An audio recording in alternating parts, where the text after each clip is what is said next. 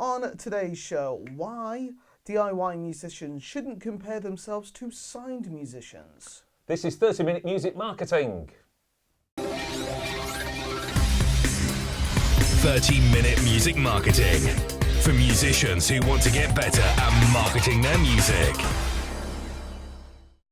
Hello, I'm Greg. Hello, I'm Sheldon, and this is 30-minute music marketing, the show for independent artists and DIY musicians who want to get better at marketing their music. Thanks very much for listening to this on a podcast, watching it on the YouTubes or Facebook, wherever you consume it. Thanks very much for doing so. We really value your views and your listens. Smash the subscribe button. Recommend us to a musician friend of yours so they too can get the same advice that you're getting on a week-by-week basis. It's a deep dive today, Greg. It is. And I work as part of my day job for a firm of gig promoters.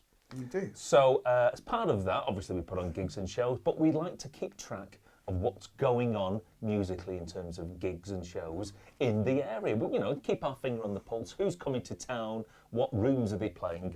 Sure. That sort of thing. And today's deep dive comes out as part of my sort of general work research for doing that sort of thing. And I often wonder that, because obviously I'm a DIY musician myself, how do DIY musicians measure their overall progress? Mm-hmm. How do you chart your, if you were in a job, your boss would invite you in maybe once per year and you'd have like a yearly review and you'd say, right, well, how well have things gone over the past sort of 12 months? Are you reaching your sort of targets?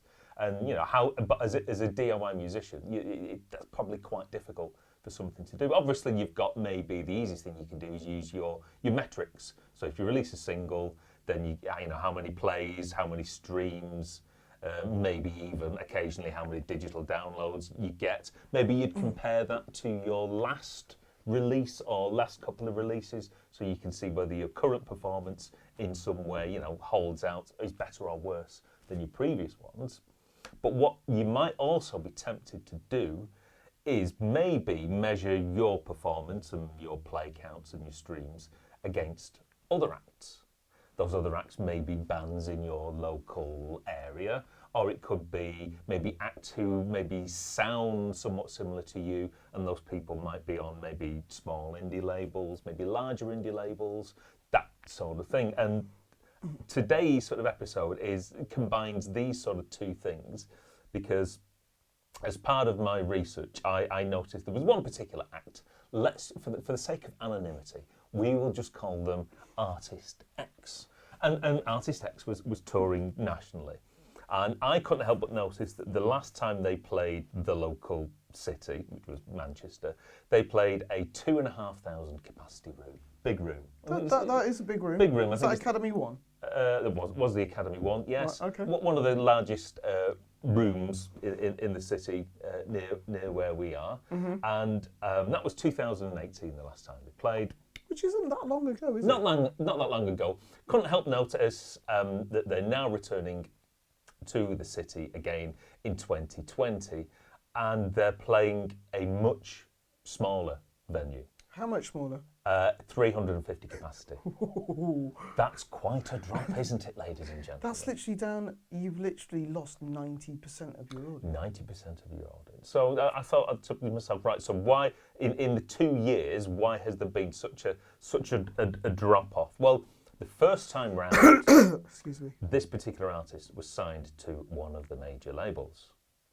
And what happens is, if you are signed to one of the majors, what they do is they will probably throw a lot of money at you in a very short space of time. What will that money get you? Well, the one thing it will do... Well, they'll make an investment in their investment, won't they? Yeah, but they will get you and your music visibility. Yeah. So that means PR, press, awareness in blogs, plug into radio, plug into playlist promoters. You are everywhere in a very short space of time. So from that awareness and from that attention, it's quite possible that you will generate possibly a large audience. Mm-hmm.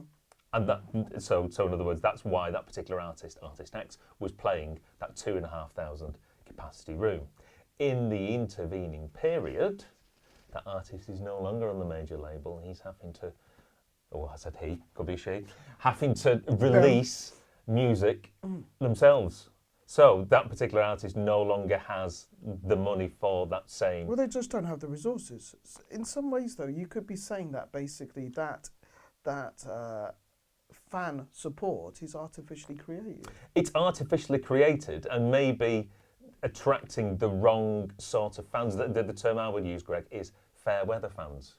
People who are almost like here today for the big thing at this moment They're on the in time. bandwagon, and as the bandwagon continues that way, they continue with it.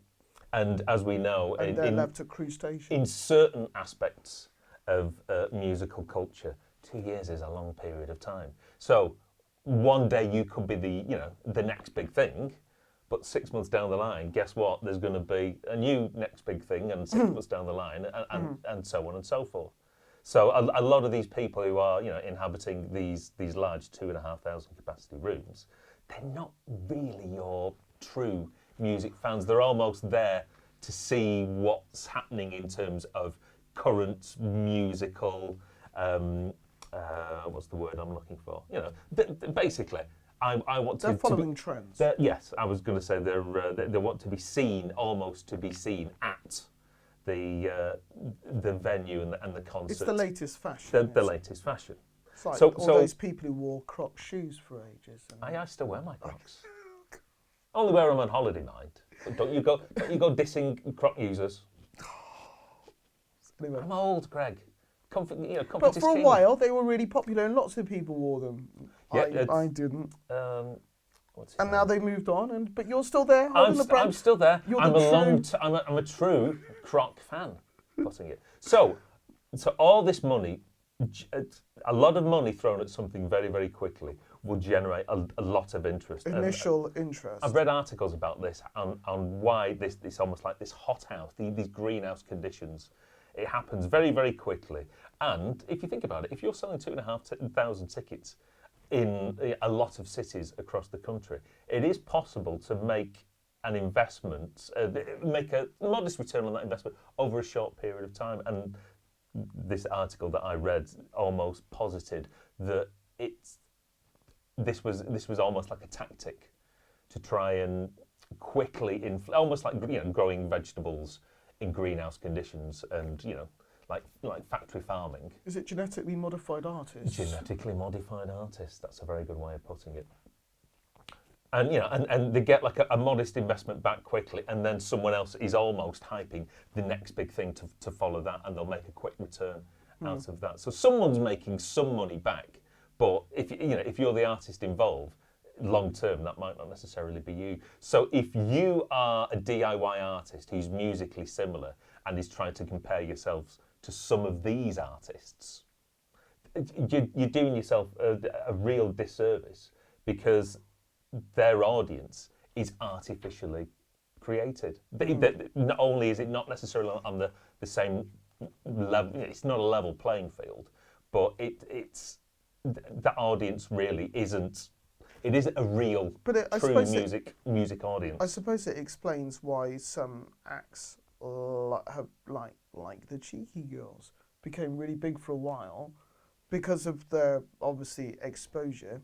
Not like that. Talent show types are very much can be compared to these sorts of things. Even Mr. Blobby had a Christmas number one in 1993. You mentioned in the 90s, Greg. I know, We've got a very young audience, Greg. Yeah, but what I'm saying is that if you suddenly saw how an act like that suddenly gets everywhere and everyone's loving it, to compare yourself to that.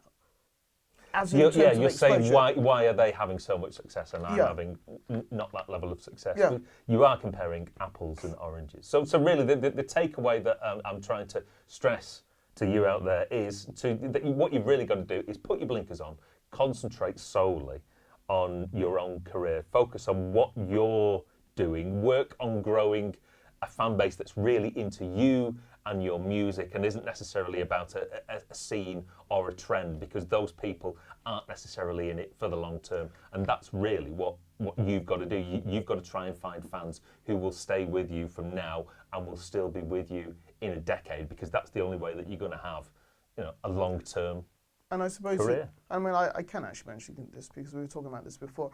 I mean, I saw on one of the forums to do with music and studios and stuff like that, and they were saying that, do you need a big, expensive studio or any studio to make music when someone like Billie Eilish had basically done it all in a bedroom studio? But you came back and said, all right, she's won Grammys writing in the studio, but you said, hang on. Well, it'll have been mixed by a professional mixing engineer in their studio. It'll have been mastered by a mastering engineer in their studio. It'll still have been marketed by a major label using all those particular services. So just the recording itself is just one element of a very long chain, which is controlled for and paid for by major labels. So in some respects, that you should see that as inspiration rather than immediate comparison. Because, as you rightly point out, there's so much that hasn't been included in that argument that was on Facebook. So. And as a final note, it's quite ironic that at the end of the year my band should be appearing maybe in that big room that original artist is no longer able to fill. That must be soul destroying to go from that to. Not for me. Not for you. For Artist X.